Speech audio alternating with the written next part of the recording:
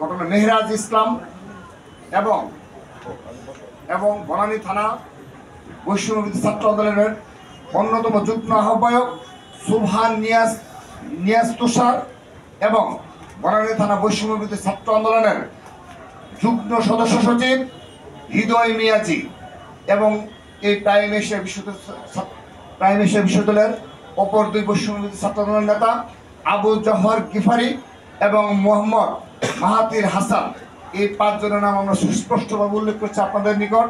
এবং এখানে আমরা প্রমাণস্বরূপ আমরা সুবহান নিয়াজ তুষার, তার এখানে দেখেন বনানী থানায় এখানে রয়েছে এবং প্রাইম এশিয়া বিশ্ববিদ্যালয়ের নাম লেখা রয়েছে সুবহান নিয়াজ তুষার এই বৈষম্যবিরোধী ছাত্র আন্দোলনের ব্যানার প্যাডে এবং তাদের স্বাক্ষরকৃত কমিটির অন্যতম যুগ্ম আহ্বায়ক এবং হৃদয় মিয়াজি বৈষম্যবিরোধী ছাত্র আন্দোলন বনানী থানা শাখার অন্যতম যুগ্ম সদস্য সচিব এবং প্রাইম এশিয়া বিশ্ববিদ্যালয়ের শিক্ষার্থী হৃদয় মিয়াজি।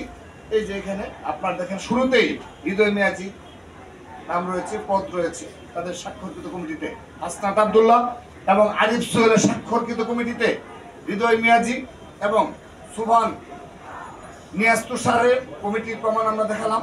এবং সেই সাথে আমাদের জাহিদুল ইসলাম পারভেজ শুধুমাত্র বেসরকারি বিশ্ববিদ্যালয় শাখার নেতৃত্বে রাজপথে সক্রিয় ছিল না, বিশেষ করে জুলাই আগস্ট আন্দোলনে তার বলিষ্ঠ ভূমিকা ছিল এবং তিনি নেতৃত্বের অগ্রভাগে ছিলেন। জাহিদুল ইসলাম পারভেজ নেতৃত্বের অগ্রভাগে ছিলেন এবং তিনি ময়মনসিংহ জেলার ভালুকা উপজেলায় যখন আন্দোলন সংগ্রাম চলমান থাকতো, তিনি বিশ্ববিদ্যালয়ে ভর্তি হওয়ার আগে সেখানেও সেই ভালুকা উপজেলা ছাত্রদলের ব্যানারে সক্রিয় ছিলেন।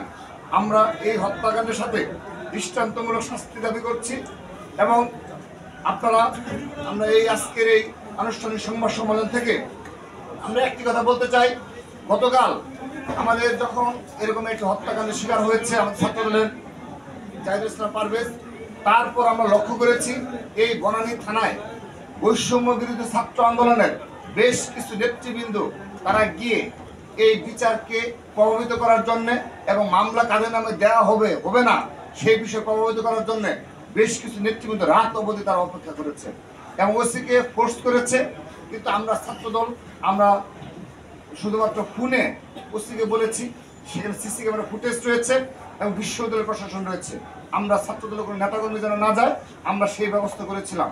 কিন্তু পরবর্তীতে দেখা গেল রাত প্রায় 9টা-10টা বেজে যায়, মামলা নেওয়া হচ্ছে না। শুধু তাই নয়, আমরা জানতে পারলাম বৈষম্যবিরোধী ছাত্র আন্দোলনের বেশ কিছু নেতৃবৃন্দ কাদের নামে মামলা হবে সেই লিস্ট ধরিয়ে দিচ্ছে। 1-2 জন কিংবা মূল ঘটনা মূল নায়ক যারা, এই খলনায়ক যারা, তাদেরকে আড়াল করার জন্য, মূল অপরাধীদের এই মামলা থেকে বাইরে রাখার জন্য তারা ওসির উপর ব্যাপক প্রভাব বিস্তার করেছে। পরবর্তীতে আমাদের ছাত্রদল কেন্দ্রীয় সংসদের বিপ্লবী সাধারণ সম্পাদক নাসিরউদ্দিন নাসির সহ বেসরকারি বিশ্ববিদ্যালয় ছাত্রদলের সভাপতি সাধারণ সম্পাদক সহ আমাদের নেতাকর্মীরা যখন যায় তখন আমরা দেখেছি সেখানে এই বৈষম্যবিরোধী ছাত্র আন্দোলনের নেতৃবৃন্দ উপস্থিত ছিল। আমাদের প্রশ্ন হলো, এভাবে কখনো অতীতে কিংবা এই বর্তমান সময়ে বিগত প্রায় 8 মাস 8.5 মাস হয়ে গেল, এই সময়ে কোনো জায়গায় গিয়ে ছাত্রদল কখনো কোনো এ ধরনের কোনো প্রভাব বিস্তার করেছে কিনা, এটি ছাত্র রাজনীতির বাইরে। তো এটি শুধুমাত্র বনানী থানায় হয়েছে সেরকম না। আপনাদের মনে থাকার কথা, এই গত বৃহস্পতিবার অর্থাৎ 3 দিন আগে আপনাদের মনে থাকার কথা, এই আকবর শাহ থানা, চট্টগ্রামের এই আকবর শাহ থানা মুস্তফা হাকিম কলেজে একটি অনাকাঙ্ক্ষিত ঘটনায় এবং সূচনা করেছে তারাই, এই বৈষম্য বিরোধী কতিপয় নেতৃবৃন্দ এবং গুপ্ত সংগঠনের নেতৃবৃন্দ শুরু করার পর সেখানেও ছাত্রদলকে মব জাস্টিসের শিকার হয়েছে। ছাত্রদল শুরুতে উস্কানি দিয়ে হামলা করে পরবর্তী যখন তারা প্রতিরোধের সম্মুখীন হয়েছে, তারপর গিয়ে থানায় গিয়ে তারা আবার কার নামে মামলা হবে কি হবে সেই কাজ করেছে। সেখানেও যখন প্রতিরোধের সম্মুখীন হয়েছে তারপর তারা সেখান থেকে চলে গেছে।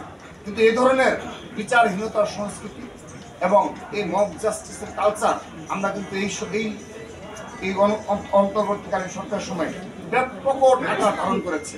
এক্ষেত্রে আমরা নিন্দা জানাচ্ছি এবং তাদেরকে সুষ্ঠু ছাত্র রাজনীতি চর্চার আহ্বান জানাচ্ছি। ধন্যবাদ।